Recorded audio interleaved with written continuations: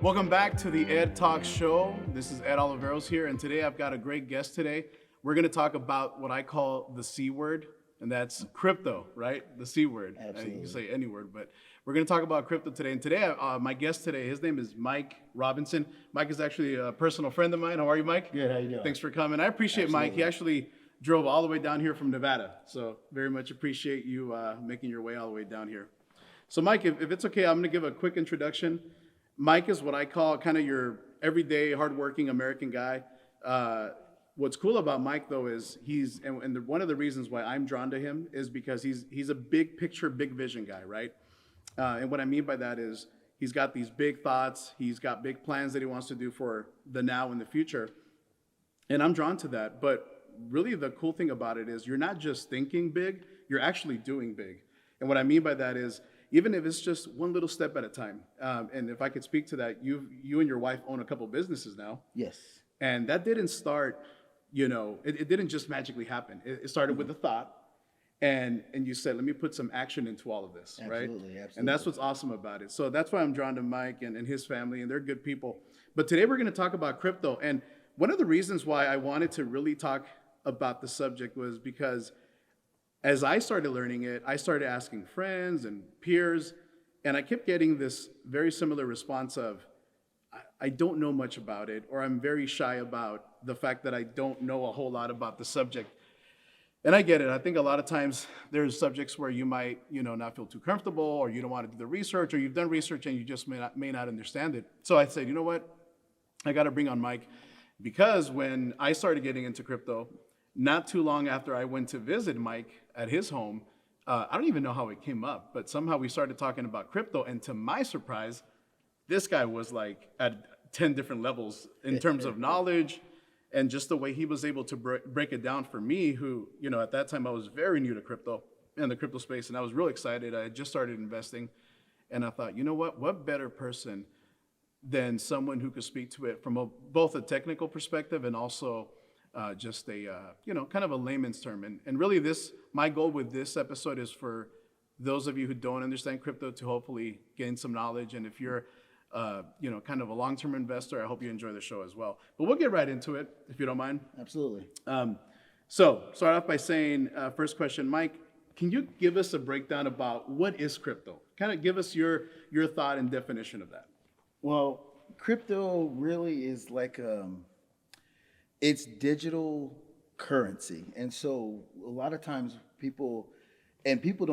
lot of people who know about crypto don't really like the term crypto. They prefer the term digital assets. Because when you talk about crypto, you're thinking more monetary, whereas a digital asset is anything digital of value. So Got it, yeah. And so essentially it's very similar to regular currency. correct. But on a digital version or platform, if you will. Yes. Right. Okay. Good. Yes.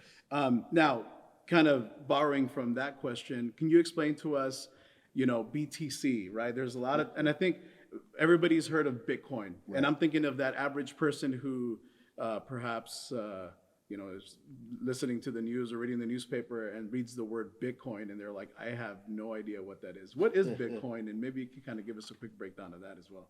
Well, Bitcoin is more of it's kind of it's a cryptocurrency. It's currency digital, but it was the way to get people to kind of walk through the door of the digital asset world or cryptocurrency. Bitcoin was like the patriarch, the one that started, getting people's attention, and that's why it really has become what it is today. But Bitcoin is considered today by many who've studied the space more of an older technology rather than a current one, where they're doing so many different things with cryptocurrency right now. Would you say it's still one of the kind of the leaders of crypto then? Oh, absolutely. Yeah. The market rises and falls based off of Bitcoin.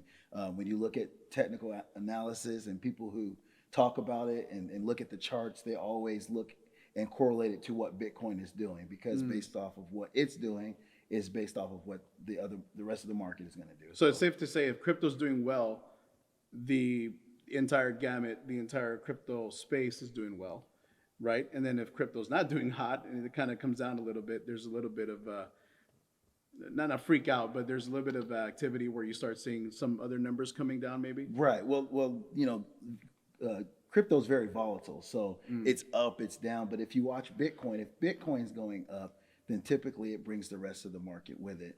Gotcha. If Bitcoin's going down, then typically the rest of the market follows, unless it's what you call altcoin season, in which that's a totally different subject. Awesome. And we'll talk about that a bit. And then what is blockchain and blockchain technology? Give us a breakdown of that. So blockchain is it's a ledger type of a system. It's a digital ledger system. It's unhackable. And so what happens with blockchain is basically it's a digital ledger that copies and not, I wouldn't say copies, it more or less it digitizes the transactions. And there's a check and balance system that takes place. But what happens is there's a group of people that actually validate that, and then what happens is it goes in blocks, and then you have transactions that take place on this side, and you have transactions that take place here, and then you have the transactions that are verified here, and so they chain and they link up together, they intertwine, and so hence the chain part. correct. Right? And so that's basically what the blockchain is. And because of that level of checks and balances or security, that's the reason why it's unhackable, right? Yes. Yeah. And it's a decentralized situation, so there's not one person that controls it. It's not like a bank or it is literally decentralized, and that's the reason why people are so drawn to blockchain technology, because they understand all the people that are saying hey, this is used for nefarious activities. They see everything, so that's not possible. Awesome, yeah. And then kind of still in the same vein of what's BTC, what's blockchain, can you explain NFTs to us? And by the way, I want to say, so that's become, I think, in my opinion, from when I've only been following crypto for a couple of years, but the crypto space, but NFTs seem to be more of a buzz term lately. I want to say, I don't know if you would agree with that. But. Yeah, I would. So NFTs are non-fungible tokens, and so basically, it revolutionizes old industries and new. Yeah. Because back when I was growing up, you had baseball cards, and you had people who would try to copy those baseball cards, or you had even music, and there was always the copyright laws, but you had people that were constantly sitting at home pushing the button to record it off the radio, or you had people that were copying CDs, and there was really no accountability for basically breaking those copyright laws. Well, NFTs basically allow the music industry, it allows people that have things that are copyrighted to be able to actually get the rights right out there to other people, and actually have it. It makes it special. It's not just another copy. It is the original. And then what happens is what's really neat with NFTs is people that are in the music industry, they get royalties based off of those NFTs, and then if somebody else decides to sell that, they get royalties off that as well. So it just keeps going and going. It really brings things into perspective as to how they were supposed to be originally when copyright laws came out in the first place. Awesome. And then is there a limited supply to a specific NFT? Yes and no, depending on how it's made. And that's when things get real technical. You start adding smart contracts and different things like that. And that's when NFTs came out, a lot of them were built on the Ethereum network. And so the problem with that is that you have high, what they call gas fees associated with that. And so you got these NFTs, and you got, whereas now you've got people doing different things on different networks and different, ledgers. And then what you have is now people get the option, they get to choose, they get to decide how they want to do that. That's great. That's good. Now, my next question is, and this is kind of, I don't know if you know the answer to this, but when did crypto begin? Because we're talking something probably a little bit more recent in terms of just, I don't think it goes back 50 years, right? So when did crypto begin? More or less, if you know. Well, crypto actually began probably about a year after I was born in about 1980. I didn't know that. Yeah, Yeah. a lot of people. And I want to get the term right. I want to say digibyte is the term, but basically back in the 80s, the concept actually came out. The problem is that it wasn't what they expected it to be, and they couldn't get it out to the banks.